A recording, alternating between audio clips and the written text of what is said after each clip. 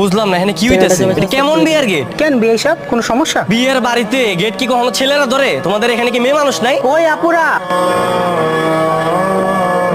তুমি এখানে? হ্যাঁ আমিও তো সেটাই ভাবতেছি। নেন শরবতগুলো খেয়ে কল্পনা জগতে হারিয়ে যান। এই না না না, না এটা খেও না, এটা মরিচের শরবত। ধর তুই বলি কেন, চুপ থাক, এটা খাও। Thank you. এই বিয়ের গেটের টাকা দিন। কত টাকা লাগবে তোমার? 10,000। এই বের কর, তারপরে দে। এই নাও 20,000 টাকা। তুমি তুমি কি সিঙ্গেল? তুমি কি রিলেশনে যেতে চাও? I love you. I love you too. জান, তুমি বিশ্বাস করবে না, এই দিনটার জন্য আমি যে কত বছর অপেক্ষা করেছি। কি হ্যাঁ ওর নাই তো আগুন লেগে গেছে বলনি। না না বাবু কিছু হয় নাই, ওই আম্মু আসছে একটু চিল্লাচিল্লি করতেছে। মায়ের সামনে দাঁড়ায় দাঁড়ায় প্রেম করতেছিস, এই তো লজ্জা করে না? তুমি মেয়ের রুমে ঢুকে মেয়ের কথা শুনতেছো লুকিয়ে লুকিয়ে। কি খবর বন্ধুরা, জেলাসি করতেছো তোমরা? জীবনে তো একটা রিলেশনও করাই দিতে পারলা না। এই দেখো আমার গার্লফ্রেন্ড। নাও নাও নাও, তোমরা একটা মিষ্টি খাও।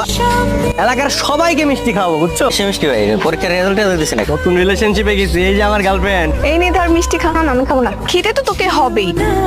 বিয়ের দায়িত্ব যখন ঘাড়ের উপরে পড়বে তখন দেখবে একদম ঠিক হয়ে যাবে। কত দ্রুত সম্ভব তোমার ছেলের বিয়ের ব্যবস্থা। ঘুমায় যে তুমি ঘুমিয়ে পড়ো, আমি সারা রাত ভিডিও কলে থেকে তোমার ঘুমানো দেখি। আমার জানটা কত সুন্দর লাগছে। তোমার অবস্থা মনে হচ্ছে যে একটা পরীর বাচ্চা। আসসালামু আলাইকুম শ্বশুর আব্বা। কতদিন ধরে চলছে এসব? 1 মাস ধরে চলছে। তোমার বাবা মাকে নিয়ে আগামী শুক্রবার আমার বাসায় আসবে।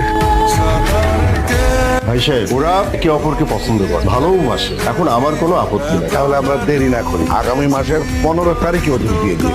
আলহামদুলিল্লাহ। দেখ, আমি আমার বউকে সময় দিচ্ছি, আমাকে আর ডিস্টার্ব করবি না, ফোন রাখ। ভাই পুরো বউ পাগল হয়ে গেছে। কি হয়েছে? বন্ধুরা শুধু ডিস্টার্ব করছে।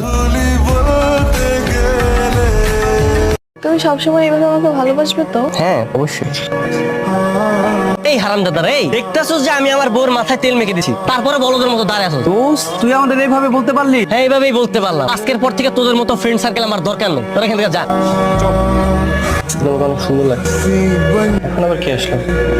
কিছু বলবে? সারাদিন বাসার মধ্যে বসে থাকবি, কাজকর্ম কিছু করতে হবে না? তুমি বিয়ে করছি, বউকে একটু সময় দিই না? আমার সঙ্গে এখনই আমার কাপড়ের শোরুমে যাও। ব্যবসা বাণিজ্য আমি করতে পারবো না। হ্যাঁ বাবা, আমিও পড়াশোনা ছেড়ে দিয়েছি, এখন থেকে শুধু আমরা দুজন দুজনকে টাইম দেবো। আমি আমার বউয়ের সাথে থাকবো, তুমি যাও। ভাই সাহেব, ভেবেছিলাম বিয়ের পরে ওরা ভালো হয়ে যাবে, কিন্তু এখন তো দেখছি